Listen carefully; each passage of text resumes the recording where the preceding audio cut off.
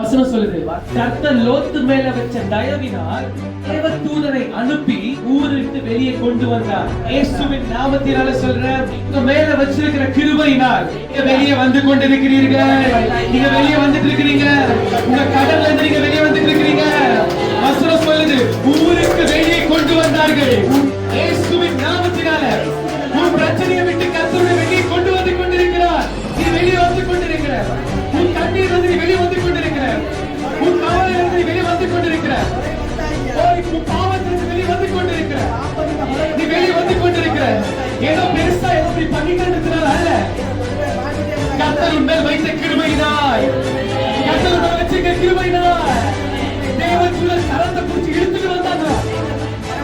இன்னைக்கு கர்த்தர் இழுத்துட்டு வந்து கொண்டிருக்கிறார். இழுத்துட்டு வந்து கொண்டிருக்கிறார். உன்னை யாருக்குள்ள விட மாட்டேன், விட்டு கொடுக்க மாட்டேன். இந்த சூழ்நிலையை அழிச்சு போக விட மாட்டேன்.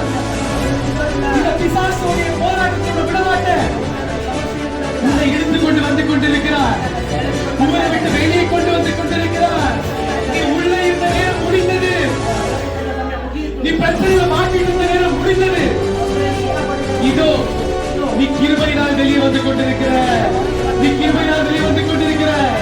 அன்னைக்கு லோத்து வெளியே வந்தன, யாராலையும் தடுக்க முடியல.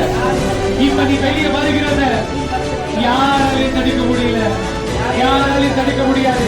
எல்லா கடங்களை தடுக்க தேவையான நாமத்தை மகிமைப்படுத்துவோம்.